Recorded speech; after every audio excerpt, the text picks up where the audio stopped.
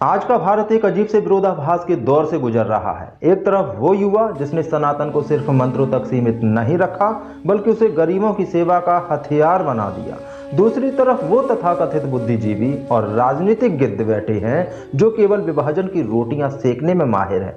300 कन्याओं का भाई बना 27 साल का वो तपस्वी जिसे बागेश्वर धाम के पीठाधीश्वर पंडित धीरेन्द्र कृष्ण शास्त्री के नाम से जाना जाता है।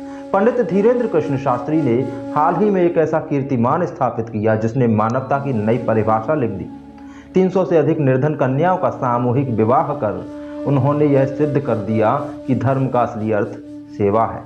बिना भेदभाव का संगम उस मंडप में ना कोई ऊंच था ना नीच। वहां ना ब्राह्मणवाद की दीवार थी और ना ठाकुरवाद का अहंकार। वहां केवल एक भाई का अपनी बहनों के प्रति कर्तव्य था। गरीब पिताओं के आंसू, जिन पिताओं के पास बेटियों की शादी के लिए एक जोड़ा कपड़ा तक खरीदने का सामर्थ्य नहीं था, उनकी लड़कियों को डोली में विदा कर धीरेन्द्र शास्त्री ने लाखों सनातनी युवाओं के सामने एक उदाहरण पेश कर दिया। दूसरी तरफ टैक्स के पैसे पर पलने वाला नफरती गैंग। एक तरफ निर्माण की यह तस्वीर है तो दूसरी तरफ विनाश का वो चेहरा जो जेएनयू जैसे संस्थानों के कोनों में झांकता है। 35-40 साल की उम्र तक मुफ्त की रोटियां तोड़ने वाले ये छात्र अपनी ऊर्जा पढ़ाई में नहीं बल्कि भारत तेरे टुकड़े होंगे और हिंदू राष्ट्र मुर्दाबाद जैसे नारों में लगा रहे हैं। सवाल ये है कि जिस मिट्टी का अन्न खा रहे हैं उसकी जड़ों में खोखला करने का हक इन्हें किसने दिया? सफ़ेद होते बाल और उम्र ढलने के बावजूद इनके दिमाग में नफरत का वो कचरा आज भी वैसा का वैसा ही भरा हुआ है।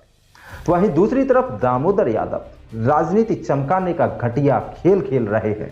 इस पूरी कड़ी में दामोदर यादव जैसे पात्रों का नाम भी जुड़ता है जो अपनी राजनीतिक जमीन बचाने और चमकाने के लिए पंडित धीरेन्द्र कृष्ण शास्त्री पर अनर्गल टिप्पणियां करते रहते हैं। दामोदर यादव बताएं, जिस समाज के वे हितैषी बने घूम रहे हैं, क्या दामोदर यादव ने आज तक किसी एक गरीब कन्या का कन्यादान किया या किसी एक गरीब व्यक्ति की मदद की? ये दामोदर यादव ने केवल सनातन को बदनाम करने का जिम्मा उठाया हुआ है। ये अपनी राजनीति को जिंदा रखने के लिए सनातन के उभरते प्रतीकों को बदनाम करने का कोई मौका नहीं छोड़ते। जब समाज को जोड़ने का काम आता है तो ये लोग जातिवाद का कार्ड खेलकर उसमें जहर घोलने का प्रयास करते हैं। देश का फैसला डोली या ढपली आज भारत के हर नागरिक को तय करना होगा कि उसे कैसा भारत चाहिए। वो भारत जहां बेटियों की डोली सम्मान के साथ उठे और गरीबों को सहारा मिले, या वो भारत जहां नफरत की ढपली बजाकर समाज को बांटा जाए। पंडित धीरेन्द्र कृष्ण शास्त्री जैसे युवा आज देश की जरूरत है और अपनी शक्ति का उपयोग समाज के उत्थान में कर रहे हैं। वहीं राष्ट्र विरोधी एजेंडा चलाने वाले और दामोदर यादव जैसे लोगों को पहचानना और उनकी राजनीति को नकारना अब समय की मांग है।